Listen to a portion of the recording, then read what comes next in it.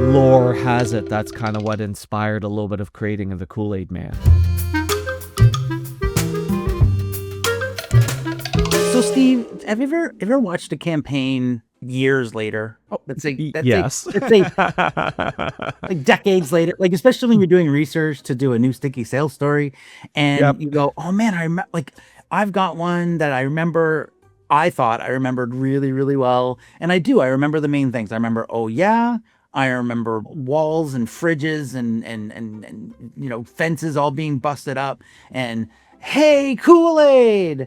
And then I go back and go, oh, this is gonna be a great campaign and blah blah. And wait, and I remembered that over at Empire Builders podcast that you did an episode on him on Kool-Aid. I'm like, oh, so it's Yeah, it was it's an early obviously one in the first year, episode 49. See, so like I didn't even remember when I started, and then I went back and I watched. Don't get me wrong.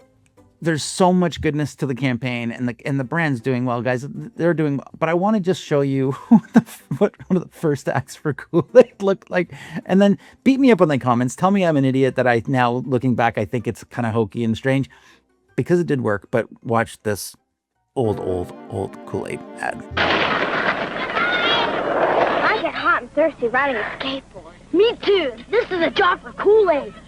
Hey, Kool-Aid! Oh yeah, Kool-Aid's here, bringing you fun. Kool-Aid's got thirst on the run. Get a big, wide, happy ear. And there's Kool-Aid smile.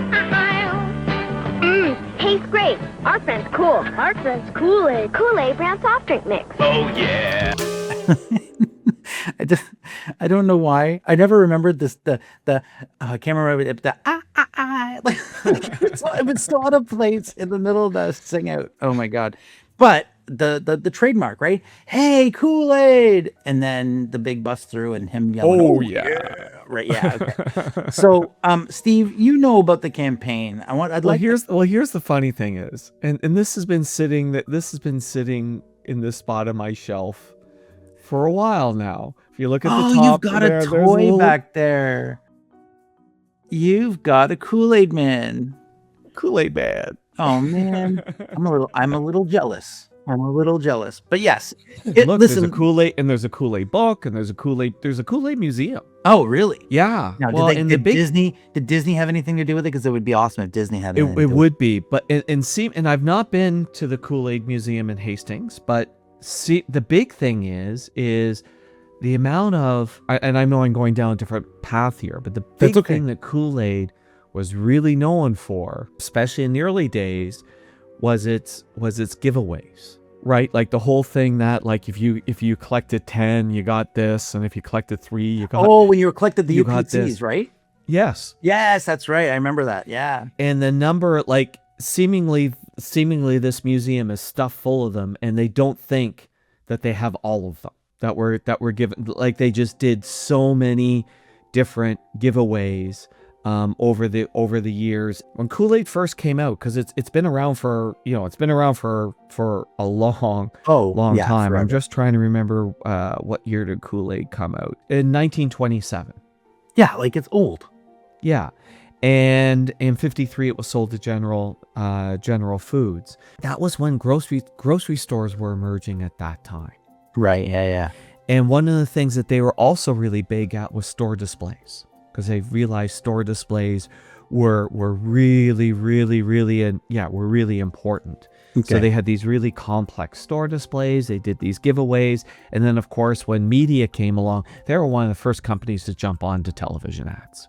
Oh, wow. Okay. And doing them. Yeah, it was a big, they were very, very, very innovative in the early days in terms of store displays and grocery stores and freemiums and all this stuff. I remember us talking about the 1984 Apple ad where you're big when pop culture kind of takes over and kind of mimics or has fun at your expense. And for the 1994, it was they made a Lego edition of the throwing of the sledgehammer, which was interesting enough. And then with Kool-Aid, as soon as you start getting mocked and ridiculed or made fun of or mimicked at all in any way, you've made it. You're part of the lexicon.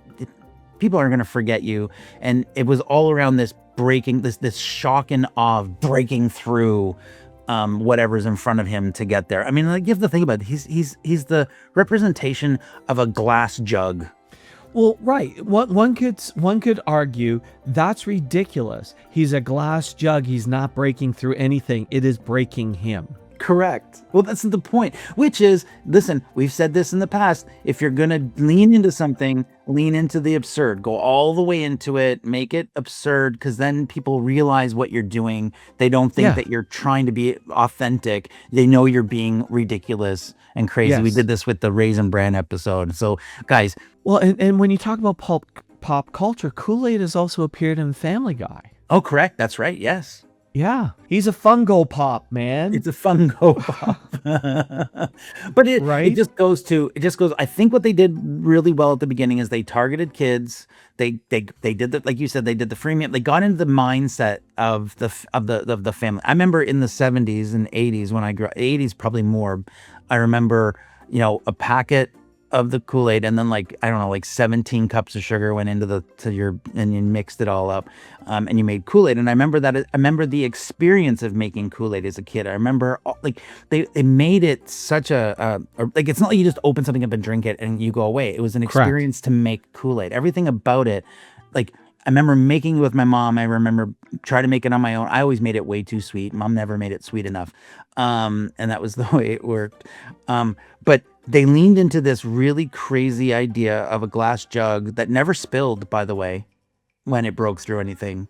And it never got, nothing ever got into the top. Nothing ever, none of the shards of wood from the fence ended up inside the Kool-Aid and then lodged in somebody's throat magically. That didn't happen either. So, like, they did this really ostentatious, big play that got remembered. And then it just stuck with us. And the big scream of, oh yeah, I mean, like, do something and do it well, own it all the way, and don't be shy to do it for a long time. Again, this campaign, 1927 is when they started. I don't know the first campaign, but it was early. Well, and the jug didn't exist in the early days. The jug came later when they started doing the television ads. But they were black and white ads. Like, we're still going back to 50s. Yes, yeah, we are still going back. We are still going back a long ways.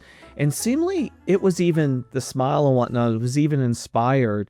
I forget the ad agency that created it, but it was like they were looking at this jug of Kool-Aid and it was sweating, and somebody, put like a little face on it. So it's a finger mark of a smile. Oh, that's cool. Yeah. See, I like that.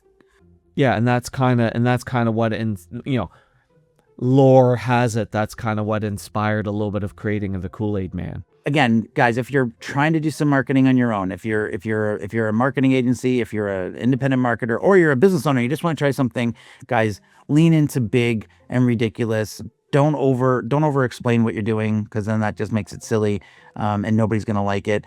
And have fun and be playful, but stick to it. Don't do an ad and then not get a response and then quit, because that's just a waste of your money. Run the thing for a while before you start testing it. I don't know how to say this enough. We've got campaigns right now that, we're in a year, and our customers are, oh, I'm not too sure, and blah blah blah, and we're seeing some. Be patient and lean all the way in, and you're going to do well. I promise you. Okay, Steven, thank you, my man. This was from my childhood. He'll go back on his place on the shelf. Yeah, it's too funny. I got to get one now. Now I'm jealous. All right, everybody, listen, we'll talk to everybody on the next episode.